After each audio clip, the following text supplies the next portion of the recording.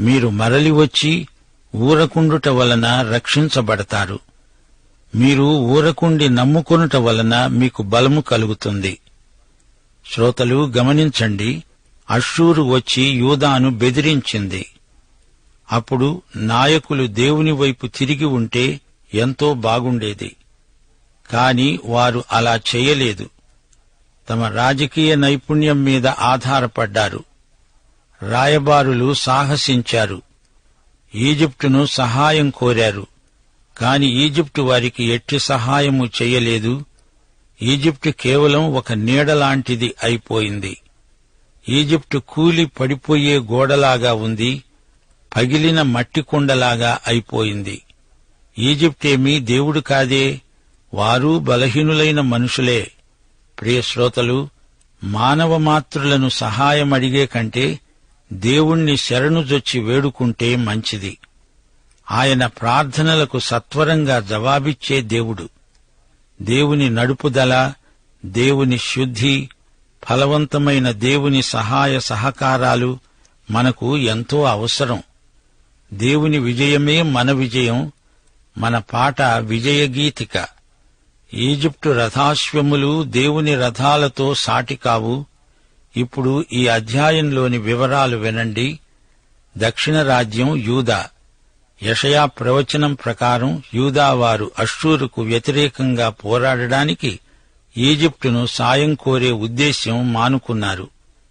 ఉత్తరదేశమైన ఇశ్రాయేలు ప్రవక్త మాటలను ఖాతరు చేయక అష్షూరుకు చెరగొనిపోబడడం జరిగింది. ఉత్తర రాజ్యం చేసిన తప్పు తాము చేయకుండా జాగ్రత్తపడి యూదావారు మేలు పొందారు. 1వ వచనం, యెహోవా వాక్కు ఇదే, లోబడని పిల్లలకు శ్రమ, పాపమునకు పాపము కూర్చుకొనున్నట్లుగా వారు నన్ను అడగకుండానే ఆలోచన చేస్తారు. నా ఆత్మ నియమించని సంధి చేసుకుంటారు. యూదావారలారా, మీరు ఈజిప్టు సాయం కోరవద్దు. దానివల్ల మీకు ఎట్టి ప్రయోజనమూ ఉండదు. 7వ వచనం, ఈజిప్టు వలని సహాయము పనికి మాలినది, నిష్ప్రయోజనమైనది.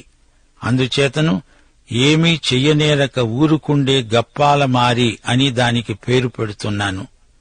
మీరేమీ చెయ్యవద్దు, ఊరుకోండి, నమ్ముకోండి, రక్షించబడండి, బలమొందండి. 18వ వచనం, కావున మీ యందు దయచూపాలనే యెహోవా ఆలస్యం చేస్తున్నాడు, మిమ్మును కరుణించాలనే ఆయన నిలువబడి ఉన్నాడు. తొందరపడవద్దు. యేసు ప్రభువు ఎప్పుడు వస్తాడు? ఇప్పుడా, ఇంకాసేపటికా? ఆయన వచ్చే తేదీ ఏమిటి అని అడగవద్దు. కనిపెట్టి చూడండి, హడావిడి పడవద్దు. ఆయన వస్తాడు, తన వారిని తీసుకువెడతాడు. నీవైతే విశ్వాసంతో కనిపెట్టాలి. అప్పుడు నీకు నూతన బలం ప్రాప్తిస్తుంది. దేవుణ్ణి నీవు త్వరపరచకూడదు. ఆయన నిత్యత్వంలో ఉన్న దేవుడు. తన నిర్ణయం ప్రకారం సమస్తమూ నిర్వహిస్తాడు. నిశ్చింతగా ఉండిపో. విశ్వాసంతో కనిపెట్టాలి. అదే దేవుడు నీ నుండి కోరుతున్నది. దేవుడు అష్షూరు వారి సంగతి చూచుకుంటాడు. యూదావారలారా, కంగారు పడకండి. నా నోటి మాట విచారణ చెయ్యండి. ఈజిప్టు నీడలో ఫరో సహాయంతో మీరేమీ సహాయము నొందలేరు. ఈజిప్టు సాయం కావాలా? సిగ్గు సిగ్గు. దక్షిణ దేశంలో క్రూర మృగాలున్నాయి, జాగ్రత్త. అన్యజనుల మాయాదర్శనాలను నమ్మకండి. వారి బలాత్కారాన్ని, కృత్రిమాన్ని పసికట్టండి. ఈ వాక్యాన్నే నమ్ముకోండి. వారు కుండలాగా ముక్కలు చెక్కలైపోతారు. గుర్రాలెక్కి పారిపోదామనుకుంటున్నారా? యెహోవాయే న్యాయము తీర్చే దేవుడు. ఆయన నిమిత్తము కనిపెట్టుకునేవారు ధన్యులు. 21వ వచనం, మీరు కుడి ఎడమలకు తిరిగినా వెనుక నుండి ఒక శబ్దము మీకు వినపడుతుంది. ఇదే త్రోవ, దీనిలో నడవండి. యూదావారలారా, మీకు మంచి రోజులొస్తాయి, కనిపెట్టి చూడండి. 31 నుండి 33వ వచనం వరకు, యెహోవా దండముతో అష్షూరును కొట్టగా అది ఆయన స్వరము విని భీతి నొందుతుంది. యెహోవా అష్షూరు మీద పడవేసే నియామక దండము వలని ప్రతి దెబ్బ తంబుర సితారాల నాదముతో పడుతుంది. ఆయన తన బాహువును వాని మీద ఆడిస్తూ యుద్ధం చేస్తాడు. పూర్వము నుండి తోపెతు సిద్ధపరచబడి ఉన్నది. అది మొలెకు దేవతకు సిద్ధపరచబడి ఉన్నది. లోతుగాను విశాలముగాను ఆయన దానిని చేసి ఉన్నాడు. అది అగ్ని విస్తార కాష్టములను కలిగి ఉన్నది. గంధక ప్రవాహము వలె యెహోవా ఊపిరి దానిని రగులబెడుతుంది. ప్రియశ్రోతలు, యెషయా ప్రవచనాలు వింటున్నారా? మహాశ్రమల కాలము దృష్ట్యా అష్షూరే దేవుణ్ణి వ్యతిరేకించే కడపటి శత్రువు. తోపెతు అంటే ఏమిటనుకున్నారు? హిన్నోము కుమారుని పేరట దానిని తోపెతు లోయ అంటారు. అక్కడ హేయమైన విగ్రహారాధన జరుగుతుంది.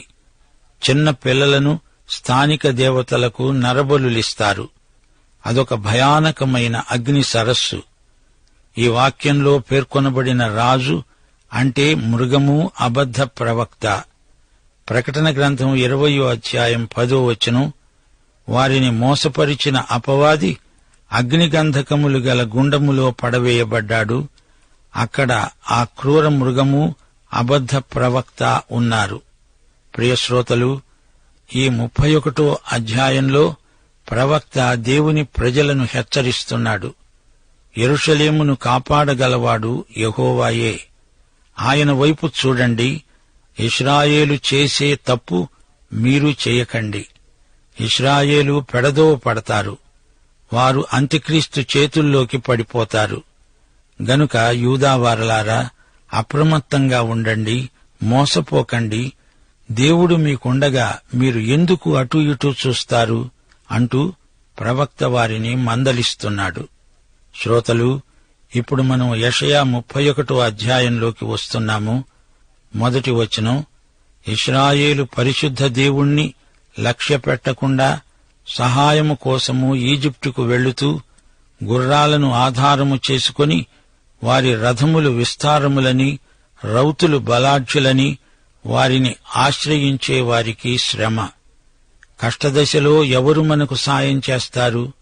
వారా వీరా అని అడ్డమైన వారినందరినీ బతిమాలుకోవడం అవివేకం. మానవ మాత్రులు చేయగల సహాయం పరిమితం. దేవుడే మనము నమ్ముకోదగిన సహాయకుడు. అందుకే గేయకారుడు కీర్తనలు 20:7 వచనంలో అన్నాడు, కొందరు రథములను బట్టి, కొందరు గుర్రములను బట్టి అతిశయపడతారు. మనమైతే మన దేవుడైన యెహోవా నామమును బట్టి అతిశయపడతాము. ఈజిప్టు ఈ లోకానికి అర్థవంతమైన సంకేతం.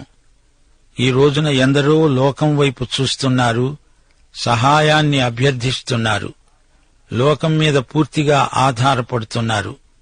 ఇశ్రాయేలు చేసిన గొప్ప తప్పు ఇదే.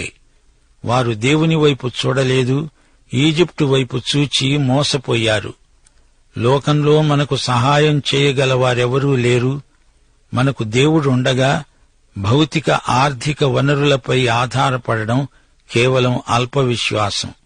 అది ప్రమాదం. ఆయనే బుద్ధిమంతుడు, మాట తప్పనివాడు.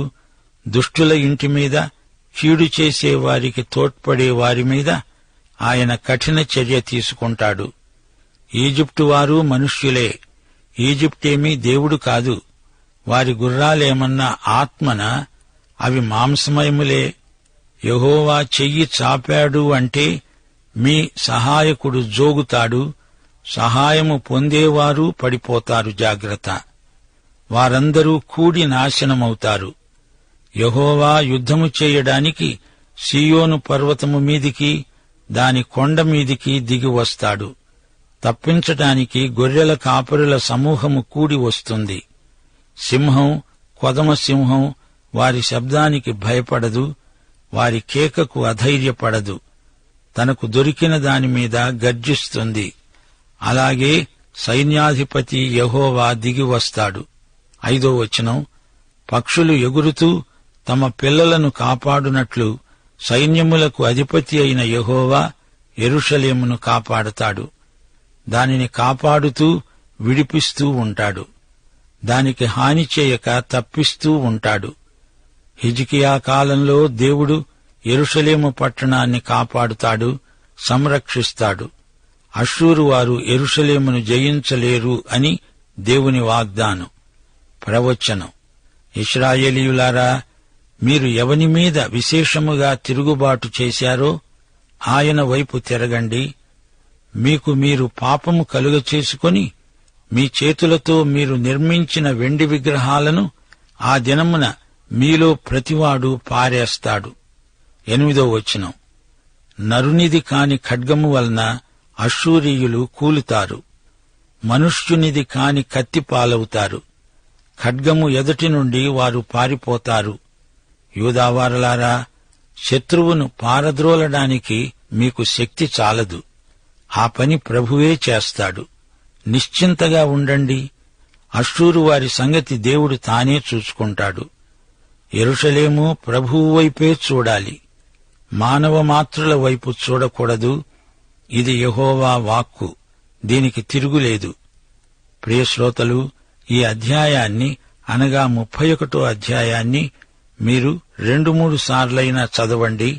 విశ్వాసులకు ఎంతో నిరీక్షణ గొలిపే అధ్యాయం ఇది. ఇప్పుడు 32వ అధ్యాయంలోకి రండి. దేవుడు యూదా నాయకులను గురించి మాట్లాడుతున్నాడు. నాయకత్వపు లక్షణాలు ఎలా ఉండాలో యెహోవా ప్రవక్త ద్వారా పలికిస్తున్నాడు. మరో మాట, మనకందరికీ ఏకైక నాయకుడు, మాదిరి నాయకుడు యేసే. నాయకుడు రాయివలే కదలని వాడై స్థిరంగా ఉండాలి. ప్రజలకు క్షేమము, భద్రత, సర్వసమృద్ధి సమకూర్చేవాడై ఉండాలి. నాయకుడు నదిలాంటి వాడై ఉండాలి. నదీ ప్రవాహంలాగా పురోభివృద్ధికి ప్రజలను నడిపించాలి. రాయిలాంటి స్థైర్యం, నదిలాంటి ఉత్సాహశక్తి నాయకునికి ఉండవలసిన లక్షణాలు. రాయిలాంటి విశ్వసనీయత, నదిలాంటి ఫలభరిత సేవ గల నాయకులు ఈ రోజున మనకు కావాలి. యెషయా కాలంలో దుర్మార్గులు, దౌర్జన్యపరులు, అవినీతిపరులు కొందరు జాతికి అపకీర్తి కలిగించిన వారున్నారు. ఆధ్యాత్మికంగా యూదాజాతి నిర్వీర్యమైపోయింది. ఎవరి చెవులు, కన్నులు, హృదయాలు తెరుచుకొని ఉన్నాయో వారిని యెషయా ప్రవచనాలు కదిలించాయి. వారిలో గొప్ప సంచలనం కలిగింది. వారు ఈ ప్రవచన సత్యాలను ఇతరులతో పంచుకున్నారు. ఆధ్యాత్మిక విలువలను కోల్పోయి నీరసించి క్షీణించిపోయిన యూదా జాతిని యెషయా ప్రవచనాలు జాగరితం చేశాయి. యూదా రాజ్యంలో స్త్రీలు తమ విధులను మరిచిపోయారు. కుటుంబంలో ఒక తల్లిగా, భార్యగా స్త్రీ నిర్వహించవలసిన పాత్ర ఎంతో ఉంది. వీరి నిర్లక్ష్య వైఖరికి దేవుడు ఎంతో కోపగించాడు. వారి మీద తీర్పును ప్రకటించాడు. దేవుడు రాబోయే తన రాజ్యంలో సమాధానం నెలకొని ఉంటుందని చెప్తున్నాడు. దేవుని నీతి లేనిదే శాంతి సమాధానాలు ఉండవు. యేసుక్రీస్తే మనకు నీతిరాజు. హెబ్రీ పత్రిక 7వ అధ్యాయం 1-3 వచనం వరకు, మెల్కీషెదెకు షాలేము రాజు. అతడు దేవుని కుమారునికి పోలిక. నీతిరాజు, సమాధాన రాజు. దేవునికి స్తోత్రం. ప్రియ శ్రోతలారా, ఈ 32వ అధ్యాయంలో రాబోయే రాజు, రాబోయే శ్రమలు, రాబోయే ఆత్మ అనే 3 విధాల ప్రవచనాలు మనం వినబోతున్నాము. మెస్సియా వంటి రాజు మరొకరు లేరు. కాని ఈయన తన విశ్వాసులకు మాదిరిగా పరిపాలిస్తాడు. యేసును ఎవరూ అనుకరించలేరు గాని విశ్వాసులు క్రీస్తుతో పాలివారు. క్రైస్తవ నాయకులు ఈ సత్యం గ్రహించాలి. 1వ వచనం ఆలకించండి. రాజు నీతిని బట్టి రాజ్య పరిపాలన చేస్తాడు. అధికారులు న్యాయమును బట్టి ఏలుతారు. మనుష్యుడు గాలికి మరుగైన చోటువలే, గాలివానకు చాటైన చోటువలే ఉంటాడు. ఎండిన చోట నీళ్ల కాలువల వలె, అలసట పుట్టించే దేశమున గొప్ప బండ నీడవలె ఉంటుంది. చూచేవారి కన్నులు మందముగా ఉండవు, వినేవారి చెవులు ఆలకిస్తాయి. శ్రోతలు, రాబోయే రాజ్యం, రాబోయే రాజు ఎవరనుకున్నారు? రాజు, రారాజు యేసుక్రీస్తే. రాజ్యం 1000 ఏండ్ల పరిపాలన. అది శాంతి రాజ్యం, సమాధాన రాజ్యం. అది నీతి రాజ్యం, శ్రేయోరాజ్యం. ఆయన రక్షకుడైన రాజు. ఆయన యుగయుగముల శిల. ఆయనే మనకు కాపుదల. ఆయన నీడలో మనం సురక్షితంగా ఉంటాము. మనకు శాశ్వత క్షేమము, భద్రత ఉంటాయి. మనకు ఆయనే ఆశ్రయం. మనం దాక్కునే చోటు ఆయనే. యెషయా 26 అధ్యాయం 4వ వచనం, యెహోవాయే నిత్యాశ్రయ దుర్గము. 1 కొరింథీ 13 అధ్యాయం 12వ వచనం, ఇప్పుడు అద్దములో చూచినట్లు సూచనగా చూస్తున్నాము, అప్పుడు ముఖాముఖిగా చూస్తాము. పూర్తిగా ఎరుగబడిన ప్రకారము అప్పుడు మనము పూర్తిగా ఎరిగిన వారమై ఉంటాము. ఈ రోజున ఈ లోకంలో నైతిక విలువలు అంతరించిపోయాయి. రారాజు రాబోతున్నాడు. అప్పుడు ఆయన రాజ్యంలో ఉన్నత నైతిక ప్రమాణాలు ప్రవర్తిల్లుతాయి. ఆ రోజున చెంచలుల మనస్సు జ్ఞానమును గ్రహిస్తుంది. నత్తి నాలుకలు స్పష్టంగా మాట్లాడతాయి. 5వ వచనం, మూఢుడు ఇక ఘనుడని ఎంచబడడు, కపటి ఉదారుడు అనబడడు. లాజరు ధనవంతుని కథ మీకు జ్ఞాపకముందా? తన భోజనపు బల్లమీది నుండి పడే రొట్టె తుంపులిచ్చి లాజరును తానే పోషించినట్లు ప్రగల్భాలు చెప్పుకున్నట్లు ఉంది నేటి దాతల ఆత్మస్థుతి. హృదయపూర్వకంగా సరదాగా పాపం చేసేవారి తరం వచ్చింది. నిరుపేదల న్యాయవాదన, అరణ్య రోదన. ఘనకార్యాలు చేస్తారు, వాటిని బట్టి నిలుస్తారు. ఆ రోజున వేషధారులకు శ్రమ. 9వ వచనం, సుఖాసక్తి గల స్త్రీలారా, లేచి నా మాట వినండి. నిశ్చింతగానున్న కుమార్తెలారా, నా మాట వినండి. స్త్రీలు తమకేమీ పట్టనట్లు నిర్లక్ష్యంగా బతుకుతున్నారా? జాగ్రత్త, మేల్కొనండి. క్రైస్తవ మహిళాలోకానికి హెచ్చరిక. దేవుని రాజ్యవ్యాప్తిలో మీ పాత్ర ఎంతో ఉంది. సుఖాసక్తి గల కన్యలారా, నిర్విచారిణులారా, పశ్చాత్తప్తులు కండి. గోనె పట్టలు కట్టుకోండి. గుండెలు బాదుకొని ఏడవండి. చూడండి, రమ్యమైన పొలం, ఫలభరితమైన ద్రాక్షవల్లులేమైపోయాయో చూడండి. ఆనందపురములో, ఆనంద గృహములన్నిటిలో ముండ్ల తుప్పలు, బలురక్కసి చెట్లు పెరిగాయి. పైనుండి మనమీద ఆత్మ కుమ్మరించబడే వరకు నగరి, జనసమూహములు గల పట్టణం విడువబడుతుంది. కొండ, కాపరుల గోపురము ఎల్లకాలము గుహలుగా ఉండిపోతాయి. అవి అడవిగాడిదలకు ఇష్టమైన చోట్లుగా, మందలు మేసే భూమిగా ఉంటాయి. అరణ్యము ఫలభరితమైన భూమిగా, ఫలభరితమైన భూమి వృక్షవనమై ఉంటాయి. క్రీస్తు పరిపాలనలో దేవుని ఆత్మ కుమ్మరించబడుతుంది. యోవేలు 2వ అధ్యాయం 28, 29 వచనాలు, నేను సర్వజనుల మీద నా ఆత్మను కుమ్మరిస్తాను. నా కుమారులు, కుమార్తెలు ప్రవచనాలు చెబుతారు. మీ ముసలివారు కలలు కంటారు. మీ యువకులు దర్శనాలు చూస్తారు. ఆ దినాలలో నేను పనివారి మీద, పనికత్తెల మీద నా ఆత్మను కుమ్మరిస్తాను. ఈ ప్రవచనం రాబోయే 1000 ఏండ్ల పాలనకు చెందింది. పెంతెకొస్తు ప్రసంగంలో పేతురు యోవేలు ప్రవచనాన్ని పునరుద్ఘాటించాడు. ఇది భవిష్యత్తులో నెరవేరవలసి ఉంది.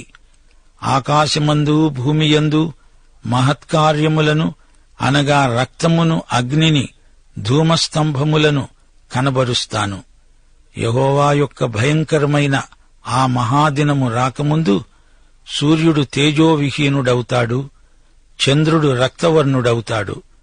ఆ రోజున వృద్ధులు కలలు కంటారు, యువకులు దర్శనాలు చూస్తారు.